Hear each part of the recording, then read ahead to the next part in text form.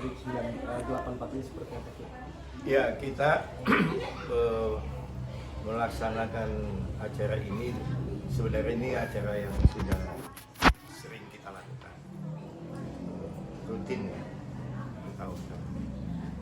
Proses kami juga sungguh sangat panjang, dari proses pengadilan awal dulu sampai ada pengadilan HAM ad hoc berat yang dikeluarkan oleh di masa Presiden Gus Dur.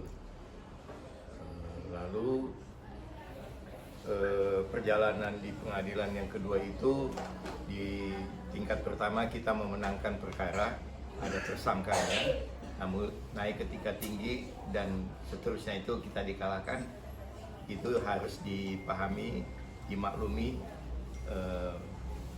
kami bermain, wasitnya mereka, penuntutnya mereka, di lingkungan pengadilan itu didominasi oleh seluruhnya oleh mereka. Tapi ada sebuah kepuasan bagi saya secara pribadi, bahwa saat ingin meninggalnya, saat waktu mau meninggalnya Pak Harto, kami diundang di rumah sakit Pertamina saat Pak Harto terbaring sakit, tidak bisa berbicara. Dalam pertemuan itu, keluarga yang dipimpin oleh Mbak Tutut menyatakan penyesalannya atas kejadian masa lalu itu, lalu juga atas nama keluarga dan Pak Harto meminta maaf. Yang kedua juga yang membanggakan kami juga adalah ketika Pak Beni Murdani di situasi yang sama, saat sakit keras, tidak berdaya, lalu kita diundang di kediaman rumahnya, diterima oleh istri dengan pernyataan yang sama, menyesalkan kejadian masa lalu dan memohon maaf atas kejadian tersebut. Jadi walaupun di posisi yuridis hukumnya kita kalah, tapi dengan dua orang besar di Indonesia menyatakan semacam itu, bagi saya secara pribadi mengatakan sebuah kebanggaan. Artinya ada pengakuan yang tulus yang mereka sampaikan kepada saya. Ini hal ini belum terungkap. Nanti insya Allah saya kalau sudah siap betul, ada kesiapan, saya akan membuat buku tentang dua hal itu. Saya akan mundur sedikit, bahwa selalu orang bertanya-tanya, kok kasus Tanjung Priok itu hanya karena persoalan Babinsa, seorang Babinsa masuk di musola, tampak membuka sepatu, kok itu menjadi perkara. Nah, ini kan orang membacanya itu, ya kan? Saya ingin sampaikan bahwa kejadian ini tidak lepas dari rentetan tahun 82. Apa sih 82? Ketika almarhum yang bukan anggota partai, yang tidak memiliki kartu anggota, ya, berinisiatif mengadvokasi membela partai P3. Waktu itu partai Ka'bah, ya, waktu itu di tahun 82. Di tempat inilah kami membuat sablon, bendera, atribut untuk kampanye. Sehingga di tahun 82 itulah Jakarta hijau royo-royo. At least dalam pemilu Golkar kalah. Karena itulah Pak Harto mencari tahu siapa nih yang menggerakkan ini. Diketemukan beliau, almarhum Allahyarham Kakanda Amir Biki. Oke, singkat cerita, beliau diundang ke istana.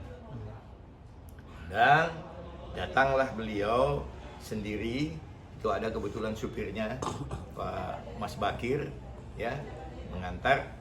Dan lalu terjadi dialog panjang, terjadi penawaran yang disampaikan oleh Pak Harto kepada abang saya, menawarkan posisi kekuasaan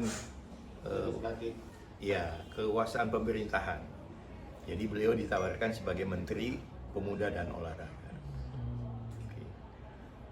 Lalu beliau dengan kerendahan hati, kenapa sih beliau harus ditawarkan begitu? Karena beliau itu ketua eksponen 66. Jadi eksponen 626 itu LSM yang bergerak menghimpun teman-teman yang bergerak di tahun 66. Jadi beliau itu pelaku sejarah di 66. Teman-temannya Akbar Tanjung, Fahmi Idris, ya kan? Ya, macam-macam lah banyak itu. Angkatan 66, beliau sebagai eksponen 66.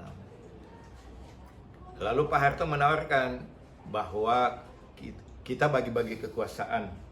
Jadi Anda di 66, kami di 45, kita akan menjalankan roda kepemimpinan pemerintahan.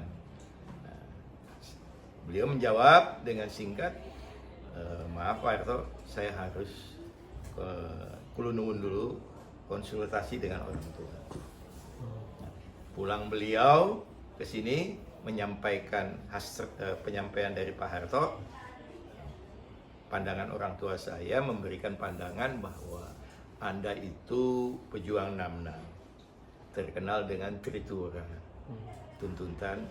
tiga tuntutan rakyat waktu itu. Kalau Anda mau masuk di ruang kekuasaan, di ruang kepemerintahan, ya saya sebagai orang tua, kata orang tua bapak saya, tidak masalah.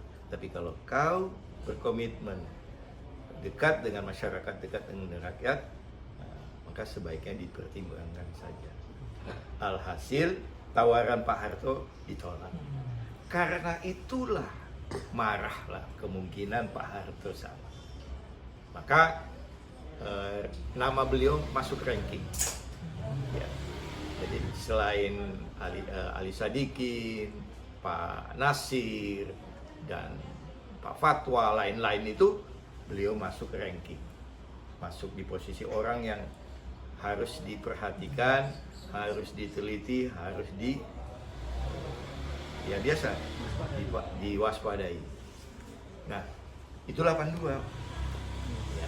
Lalu dimasuk bergulir tentang penolakan Ajas Tunggal Pancasila dan adanya pelarangan jilbab di sekolah-sekolah umum.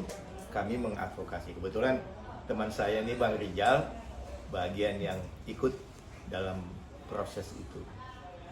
Beliau berinisiasi, ya namanya KSB, melakukan langkah-langkah untuk memberikan pemahaman kepada masyarakat agar kita menolak Ajas Tunggal Pancasila. Nah, ini yang menjadi titik masalah. Penolakan Ajas Tunggal Pancasila itu dikesankan kita menolak Pancasila. Padahal bukan. Penolakan Ajas Tunggal Pancasila itu bukan menolak Pancasila, berbeda. Gitu loh. Nah, alhamdulillah kan di zaman Amin Rais itu dibatalkan Ajas Tunggal Pancasila itu. Jadi clear lah, tidak ada masalah. Nah, sekarang ini masuk kepada era yang sudah di kepemimpinan yang berbeda. Ya, kasus Priok ini terombang-ambing. Di zaman SBY itu masuk program untuk diselesaikan, tapi teman-teman LSM, Kontras, LBH menolak gagasan SBY dikarenakan kok cuman hanya Tanjung Priok dan Lampung saja yang mau diselesaikan. Bagaimana dengan Munir? Bagaimana dengan 98? Bagaimana dengan 65? Macam-macam itu. Nah, akhirnya SBY bersikukuh hanya 2 dulu sebagai test case permulaan. Nah, saya dulu pernah 2 kali diperiksa di Menko Polhukam untuk merumuskan bagaimana mekanisme penyelesaian masalah. Oke. Nah, berjalan waktu 2023 Pak Jokowi sebagai presiden mengeluarkan Kepres, ada 12 kasus pelanggaran HAM berat masa lalu diselesaikan, termasuk Priok tidak masuk bagian. 12 itu macam-macam, nanti Anda buka di Google saja, dibantu. Di antaranya itu persoalan 65, 66. Nah saya tadinya sudah pikir, oh udahlah selesailah, udah nggak mungkin, nggak ada harapan. Saya pikir ini ada sebuah celah. Jadi saya secara pribadi sangat berapresiasi dengan langkah berani yang dilakukan oleh Pak Jokowi dengan menyelesaikan persoalan 12 masalah itu, 12 kasus itu. Saya mudah-mudahan kalau ada waktu saya akan sowan ke beliau, saya akan memberikan reward penghargaan kepada beliau. Tapi sayangnya beliau tidak mencantumkan Tanjung Priuk di terikut serta menyelesaikan persoalan oleh negara. Nah, saya pikir itu kita kenapa membuat ini untuk tetap menjaga kesemangatan kita ingin menegakkan keadilan. Oke? Bang, harapan